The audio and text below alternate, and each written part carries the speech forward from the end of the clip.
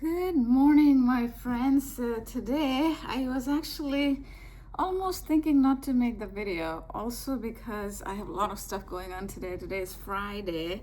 You guys might see the video a little later, a couple days later, but because I don't want to bombard everybody with, with watching lots of videos, but I am trying to practice what I preach. I'm trying to practice what I preach because today is day 3 that I am making this journaling kind of videos with my coffee. This says choose to shine, choose to shine. Not like shine bright like a light, but choose to shine with your kindness, positivity, optimism, all of that, right? Because the world can always use a little more light, a little more smile, gentleness, kindness, laugh, all of that, right? So when I make these YouTube videos, you guys know that if you have been coming here for a while, sorry, I'm trying to fix my tripod, little tripod. I try to smile and laugh because I like to smile and laugh.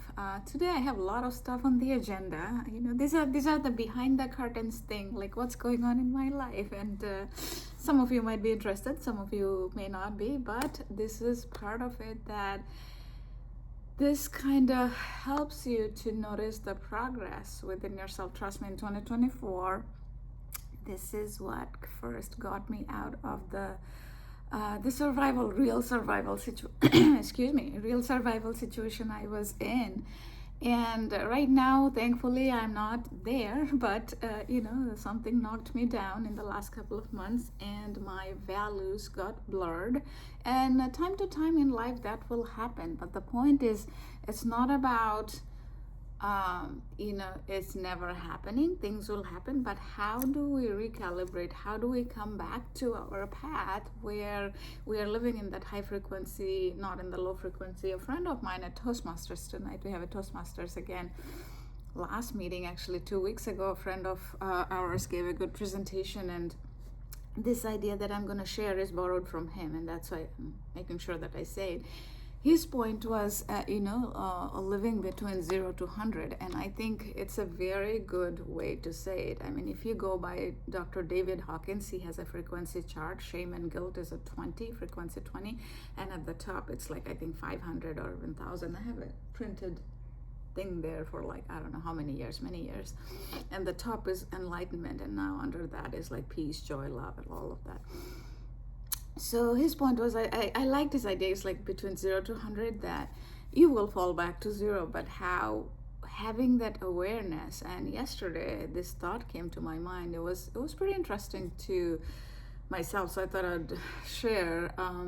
When you think of mindfulness is, in some sense, it's just the awareness, right? So when we have the awareness, right, if we are thinking of all our senses, what we are smelling, what we are tasting, what we are the sounds that we are hearing, or the different object, the colors I notice and stuff like that, and the senses, all the senses, when we have the awareness of it, that helps us to notice, which is what mindfulness is. And my gratitude post, you guys know about that. It is, the gratitude is the appreciating. So mindfulness is the noticing of the awareness, and gratitude is the appreciating, and it multiplies when you share in a community, right? Which I always encourage you guys to share. And the community can be community of one person, your best friend, your family, your I have the community here on YouTube, the meetup group, and your online, like a lot of people would say the online posts and stuff, like their LinkedIn or somewhere, people are quick to judge about online community, but there can be good too. Like they say, social media can be good or bad, depends on how we use it. Almost reminds me of like how people look at money. As a lot of people think money is bad, but it's not the money that is bad. Money is just like air or water or something. Just because when we grew up, the stories that are ingrained in us, a lot of time, because it's not family's fault, but they also grew up like that, you think that money is bad. I mean, imagine if somebody talked about water or air just like that. When you are growing up, you would think that water has that scarcity thing, like having too much water. If you hoard too much water, so it's like so funny to think about, but this is true. Like water or air, it would be the same concept. So it's all in our mind how we kind of have that thought. So anyway, I have a lot of things that I follow where it really helps me, but at the same time, what I found the best thing is like being consistent at one time. If you can do every day the best, the progress is faster. And you notice, like I even personally noticed in the last few days, the things that I did in 2024 that helped me. It is like I'm learning about even new things. Like I knew that when you create new experiences, when you meet new people and stuff like that, because I have been to some events and communities where I haven't seen these people before. So what it does is it creates a new kind of thing in your brain. It kind of breaks the pattern, because when you meet the people that you already know, your brain is always looking for patterns, knowingly or unknowingly, right? It's like if you think of they created AI. How did they create AI? It's like more and more they're making the AI is to be more like human, right? I mean, it still has the things that are still missing is the emotion and so many other things. But the point is, this human brain is complex, very interesting at the same time. It is very interesting to learn things about. It's like all about patterns. So anyway, today I just wanted to show up today. I don't want to speak too long because I do have to prepare for two of my really good meetup events tomorrow and day after for some folks who are coming tomorrow. Excited for this AI vision board that I'm going to be working with you guys tomorrow.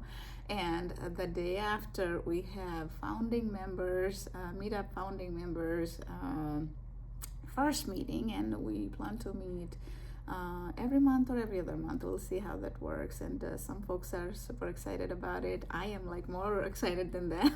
It's like super exciting. Because like sometimes I talk about the progress. When you think of a progress, sometimes you have to go a day before, sometimes a week before, month before, sometimes a year before. So last couple of days, it is amazing. I kept thinking January of last year, or even the January of the year before. So January of 2024 is when I started this gratitude post, because life was very dark then, very dark. I was not ready, so I didn't fully share. Well, I didn't start the YouTube channel then. I started the YouTube channel in May 27th, Memorial Day 2024. But I started practicing mindfulness, and I started the gratitude post in January. Life, I had no idea things are going to unfold this way. So this is why I keep coming back and keep reminding you guys, keep going, because you never know what is going to unfold. Because when it does, it is beautiful. It is beautiful. I mean, it's not that things never get challenging. It does, but it is nothing like life has never. You try to find.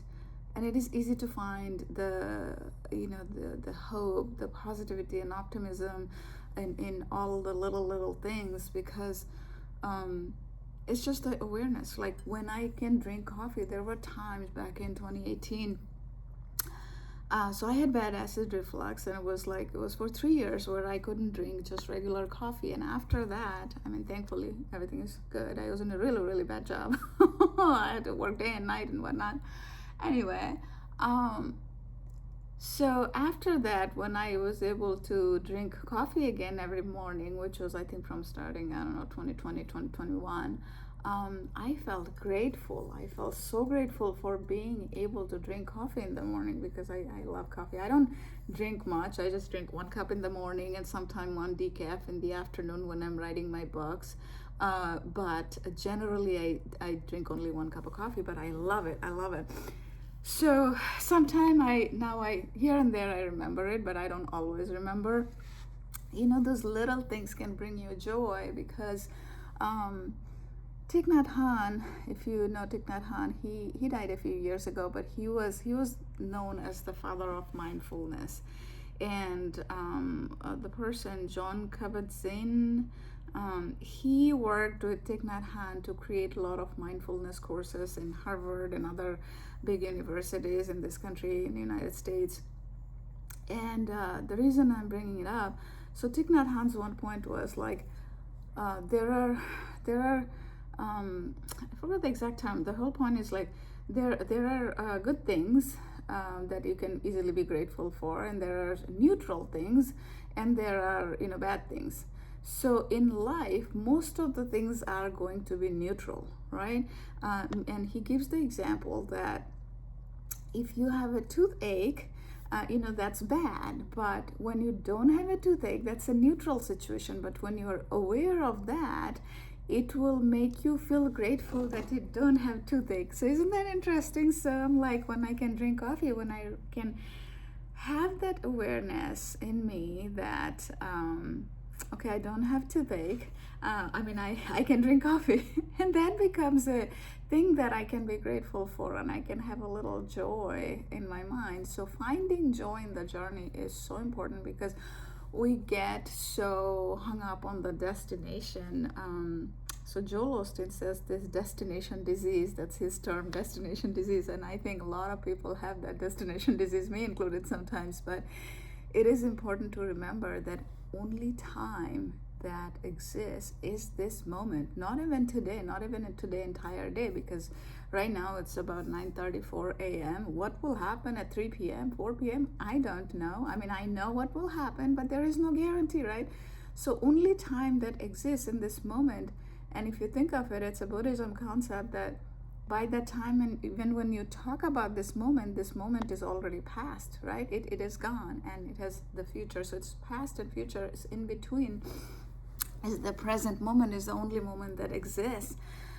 And holding on to a moment is like holding on to like sand that is slipping through the fingers.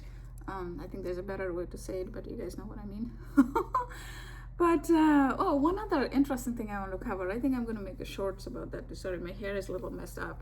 But this is the whole point, that this is sort of like journaling, and I definitely, if you guys are going through separation and divorce, and actually separation is, both are hard. I don't know which one is harder. I think separation brings lots of, lack of better term, chaos, because you are in the middle of, you feel hope, at the same time you feel challenge, and it's like you're 2 steps forward, 1 step back, and that's life, because I've been through that. I know it was a little over 2 years ago now. And then in the early days, there is also hope for reconciliation, and sometimes you try, that doesn't work majority of the time. Unfortunately, I tried that too. I speak about these things openly because, believe it or not, I knew it, but I have been seeing so much, and it's good for me to experience, because it was last year somebody in my group said, and I'm so grateful for him that he said that I didn't even expect it. It was like he saw one of my presentation, and he said, like, thank you for leading it from the front. Oh my God, he has no idea how much it touched my heart. I actually have to say to him, he's in my founders group in the meetup. But anyway, because there is so much judgment. There is so much judgment about separation, divorce, and everybody is dealing with some battle in their mind, and it's always the battle in the mind. It's like the inner critic and the inner coach, and that's why I came up with the framework, the inner critic, inner coach framework. Is that as we all grow up, we all have very different life experiences. And my life is so unique in its own way. I sometimes joke around it and say that, like, even a good fiction writer probably couldn't have written my life story the way it has unfolded, or even unfolding, which is why I try to write my own books in the memoir style. It just started. So last year you guys had the first in May, which was the gratitude journal, transformational gratitude journal, and then in December I had the book one, Grateful After Goodbye, on Amazon. It was just the book one of the trilogy, and then plan to publish book 2 later this year. Also planning to publish a small book mid-year. We'll see if it all can align. And then, 2 books every year. A lot of stuff planned. But anyway, the whole point is we all have lived such a different life. And even in the developed country, like in the United States, divorce, people judge it so much left and right. And I'm like, for me, I live in a different world now where I don't personally feel bad. Where I feel bad is when people say things that I know is going to hurt a lot of people who are in the early stages of divorce and separation, because there is so much shame and guilt that people are already going through, because people who has not been through divorce, they have absolutely no idea how painful that journey is. Like literally absolutely have no idea how painful that journey is. And if you're watching this video and if you're curious, but if you don't have that experience, what I would say is, if you want to empathize, just think of it as it is close to death. It is close to death, because in this life, everybody's craving for, what's one thing. And if I tell you right away, you will recognize what it is. It's not even inner peace. It's not even joy. Everybody is craving for love. Everybody's craving for love. And the reason why you know that is true, I'll tell you, when you feel loved, you would do anything, right? Think about the time in your life where you felt loved by someone. And when you feel unconditional love, like if you're not. So Christianity talks a lot about God's love, right? And for me, Christianity is new because I became Christian only about a little over a year ago. And I'm not a traditional Christian. I actually proudly say that I'm a non-traditional Christian, because I have seen judgment on both ends, and I think I speak out more about it now, more openly than I had before, because I was more, I wouldn't say I was shrinking to fit in, because in my first book, you would read that I did shrink a lot in my corporate life to fit into the boardrooms where I was the only woman, not only woman, only brown woman for a long time, many years. And when in the marriage also, I tried to do a lot of things to fit in. No more, because when you live life authentically, you know that you got to be authentic to yourself first. Doesn't matter. This life is so short, my friends. Don't live your life for anybody else, because it is so important, because people will always give you advice, but guess what? Those people are there in your life for time, for like a little slice. They haven't even seen 1% of your life, and they're giving you advice, right? So I know everybody's intention is good, but nobody has lived your life. Nobody has lived your life. So I remind everybody to be authentic in my meetup group, and which is most of the people are divorced or separated, and the pain is so deep. I mean, imagine this: if somebody has never felt a toothache, and you have this, and don't even know. So actually, that's not a good example. So here's the thing: if somebody is blind, okay, that's a bad example. I mean, kind of harsh, but I have to give this example to make the point. And I think today also I'm going to go close to 30 minutes, but that's okay. So imagine if somebody's blind, and you are trying to explain to them what different color looks like purple, blue, orange, red, and they have never seen any color. You will go crazy explaining to them how each color looks different and how they are different, right? You would try your best, but two people are never gonna see it the same way, right? Two people. And see, these are the thing I keep telling you guys. If you keep making these videos, I mean, this is like the idea just comes to my head, and I love who I'm becoming through this. There's a lot of those in 2024 and early 2025, so that's why I love making these videos too.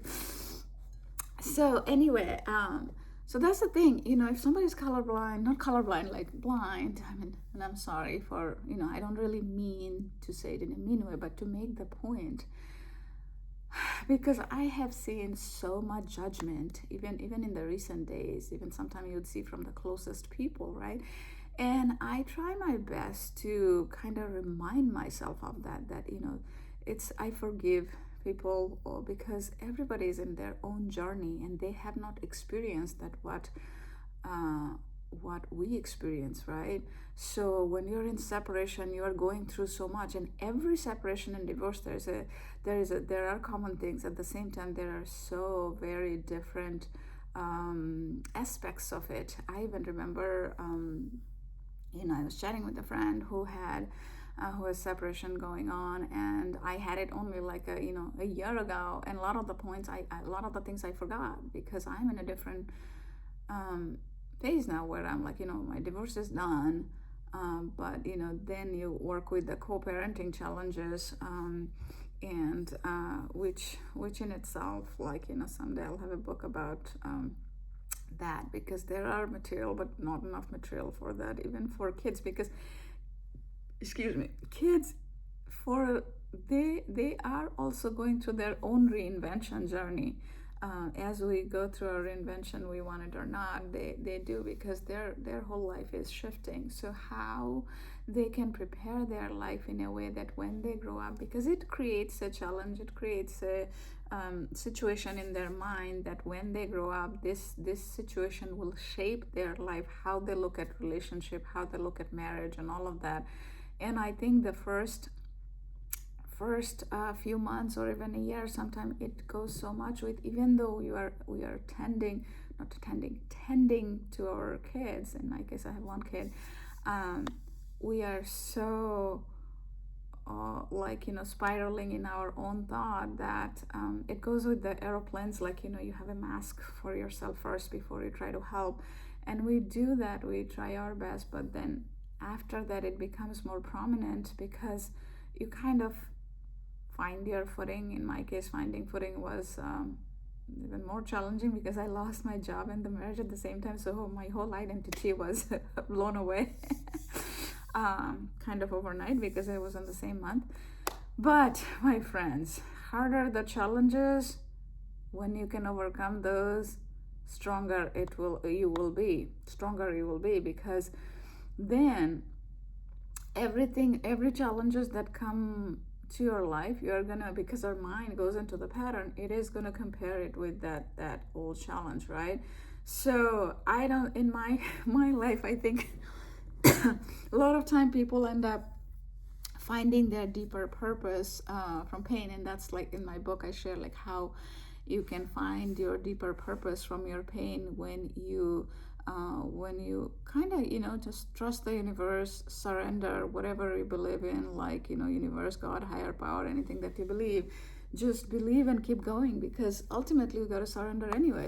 It's actually more about acceptance, because we can't control anything anyway, right? I mean, we can only control ourselves, and sometimes even that is hard, right? So surrendering is already there. It's more like accepting that. See, that's another cool idea. So it's more about accepting the fact that we have surrendered, and then slowly that purpose emerges. It's not overnight. For some people it could be 2 months, for some people it could be 2 years.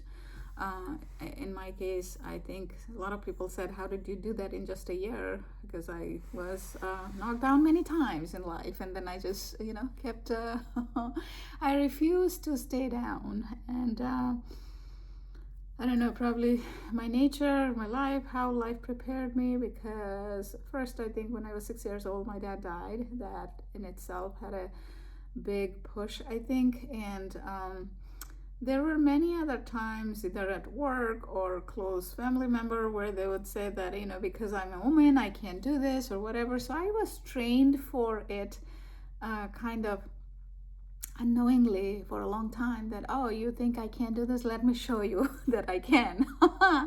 It didn't happen overnight, but unfortunately, the reason I try to do this work is because in the divorce industry, So many people feel judged or criticized or blamed in a way for things that they are not. They are not. It's not a personal failure. Divorce is, it's the decision is two people made the decision. Now whose fault is more? Is it 50-50 fault? Is it 80-20 fault? I mean, two people made it work and two people decided to, go into different direction.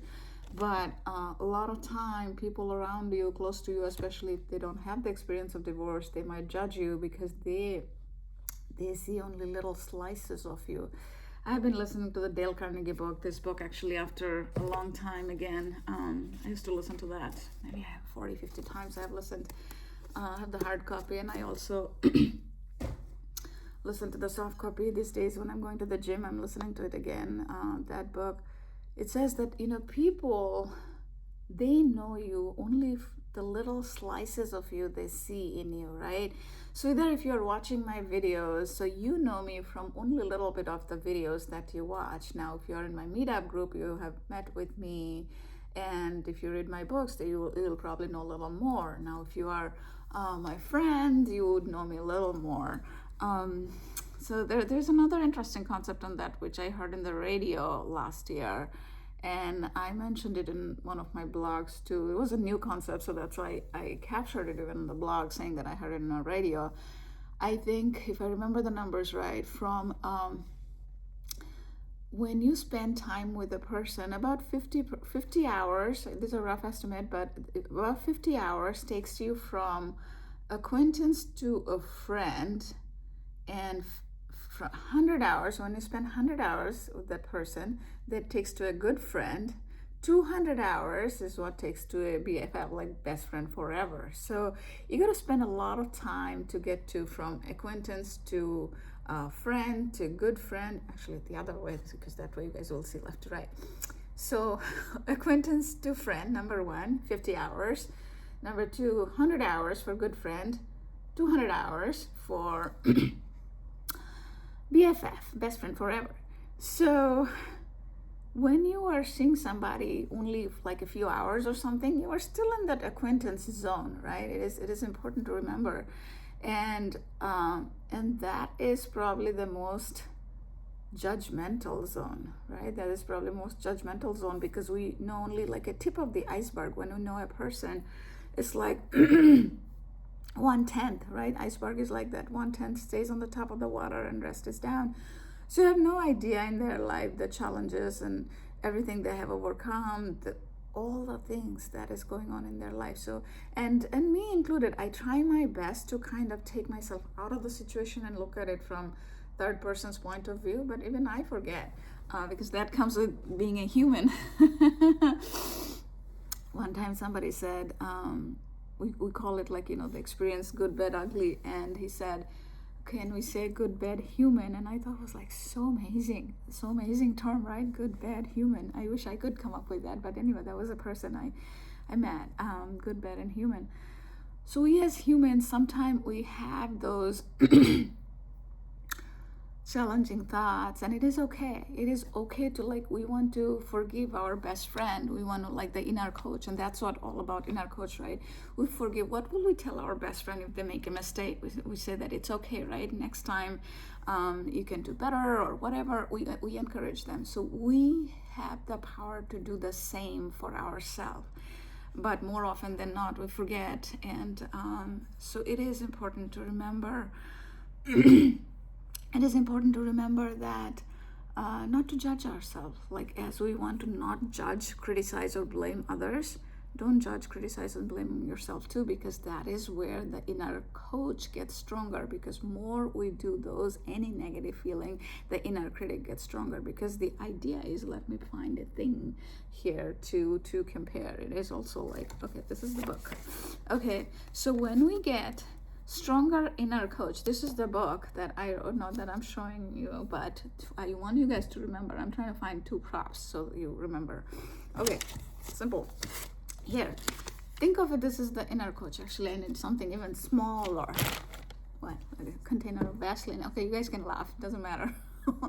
Container of Vaseline, this is small, right? Your goal is to keep keep that as small as possible and an inner coach as big as possible. And if you think of it, when you can do that, this is what comes out of it. Because I worked on my inner coach and, trying to reduce the inner critic side, and you can see the results. That, if you're still listening, if you're still here, that gratitude post from that, this book, my second book, came around, and there's so many more books coming. So when you work on your inner coach, and you already have that voice, you don't even have to work with me if you're still in this video. I'm talking a lot today, but that's fine. These are the whole point of the journaling, and I encourage you guys to do that too. It will, who you will become in the process, my friends, you're going to fall in love with that. Trust me. I mean, if you think it's crazy, it is crazy. It is that good. It is that good. Trust me. That's why I... In 2024, that's why it also happened that today I didn't even want to make the video, but when you start talking, these are like the good parts of your brain, the neurons or whatever they are, like they ignite, right? Because you're talking positive, you're trying to, and that's how your purpose emerges. So anyway, keep strengthening your inner coach, because when we were born, when you're 5-6 years old, you had that fearless mindset that you can do anything, and you still can do anything. But what happens is, as life moves on, there is this people either in your family, friends, eventually your bosses, co-workers, teachers, they'll say that, oh, you are not good enough or something like that. And they create, I call it it's like a layers of onion, right? So it keeps putting the layers and layers, and then your inner coach, which is at the very core of the onion, that was fearless, that gets covered with so many layers that you kind of forget who you were, what you really wanted, right? So it is important to peel those layers as you work on yourself. The voices of inner critics are all the layers, so you pull those layers out, and the inner coach comes out, and that is when your purpose becomes clear. Not only that, your mind, body, and soul feel aligned, right? So when we feel that we are kind of off-centered, so what it is our soul wants to go this way, our mind and body is going this way. It's like going against the current, and that's why it feels so unsettling, right? So in my case, my values are peace, joy, and love. So if my soul is going this way and my mind and body is going in the other direction, I don't know, whatever it is, I think in the last couple of months I had that experience, and you feel that tug of war, right? You feel that tug of war, and recalibrating means you're coming again in the same line, right? So it's like the mind, body, and soul going in the same direction. The point is, you would go across, it'll happen, because life will always throw things at you. But when you go too far, it's harder to come back. But when you have that awareness, you do mindfulness, praying, whatever you do that works for you, if you know that, you're drifting, you come back. And for me, I mean, I can tell you, since I have done it in 2024, and I kind of accidentally came to this, because everybody knows about consistency, and which is another name for discipline. But how do you do it in a way that it really, really works? This how is the timing of the day, right? Because our brain tries to hold on to something when there is nothing to hold on to, especially after divorce, separation, all of that. When there's nothing to hold on to, there's so many things out of control.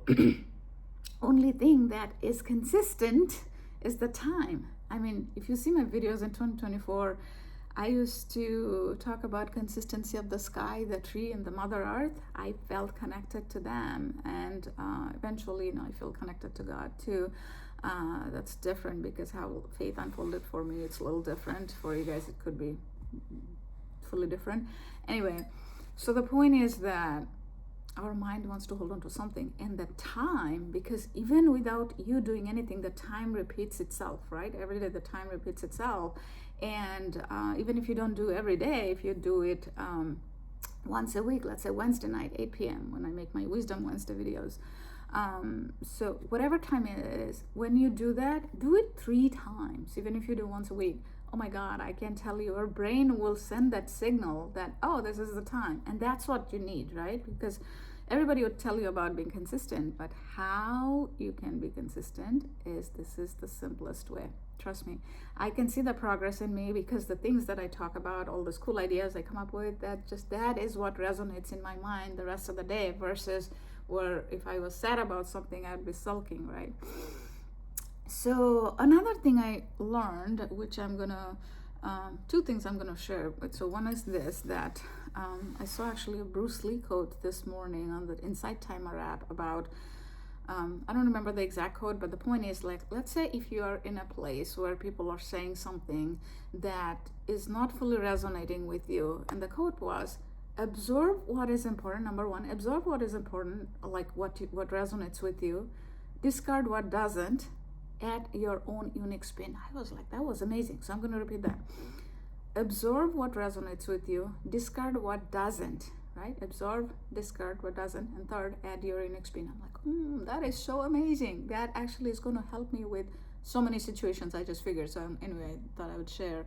I might make a short about that too later if I have time. But anyway, finally, Rise of the Reader. So that's a book by Nick Hutchison. Nick Hutchison, Rise of the Reader. I actually took his permission before sharing this. I might make a short about this too. So he had a cool concept in this book. Define your ideal day. I know it's totally tangent, but I thought I'll share it before I finish the video. I'll make a short about that later too. This was from Jarek Robbins, author of Live It. So Jarek Robbins is Tony Robbins' son. So they talked, and the point is, what he's saying in this book, Rise of the Reader, is that when you, and this will go with my vision board tomorrow actually, so when I do the vision board with the folks and my meetup group, you are envisioning something to happen in 5 years from now. So in that, envision how your day is going to look like from morning till night. You get up, you know, what you're eating, drinking, how's your, like, you know, this house you are staying in, outside how it looks like, or your office, or, you know, afternoon, how the afternoon is going to look like, evening. So and immerse yourself with all this sensation, right, with all the 5 senses. So that changes how you look at, like you call it, manifestation, bringing your vision to reality and all of that. I found it really, really good. So that's what I'm sharing. I actually went one step further because this is about the future that you're trying to manifest. I kind of tried to do, like, on a morning, like this morning, I'm going to envision my day, right? I'm going to envision my day. So I used to do that last year or the year before a little bit. I would take a deep breath and I kind of release the control, like surrender how the day is going to go. But with that concept, I kind of tried to kind of envision the day more of the positive way for it to go positive, and that works too. So anyway, I just wanted to share this before I finish the video. Who knew I'm going to talk almost 40 minutes today? So thank you folks for coming here and watching these videos, giving me thumbs up and your comments. I appreciate it all, and please do keep sharing it with others. And I do see that some of you share. I don't know who, because it shows the share count but it doesn't show who. So I appreciate whoever is sharing, and check out my website, it used to be Midlife Mindfulness. The site also reinvented. It's called Midlife Reinvention, midlifereinvention.co, normal spelling, midlifereinvention.co.co, and you will see the meetup group and the books that I have written so far. I am really continuing in this mission of leaving a little dent in this universe of people who are divorced, separated, they feel seen, they feel heard, they feel worthy, because there's a lot of judgment for people who are going through this journey, even for people who might have moved on a little early in the sense, like if somebody has moved on after a few years. I have seen people judge them. I'm like, you have no idea how life is. When separation and divorce hits, and how sometimes the loneliness could be. Everybody has their own right to live their life, and other people should not be judging them, but they are in their own journey. So you got to remind yourself of that. You got to forgive them, and hopefully I can make a little difference in people's mind, people who has not who have not been through that, and they have a little more compassion for people who are going through that journey, right? Nobody's going to be perfect. I'm also not going to be perfect sometimes, because I even forgot some of the things I went through a year ago, right? Because we are human. But more we can do that, more we can be compassionate. It's nice for the society. Okay, bye.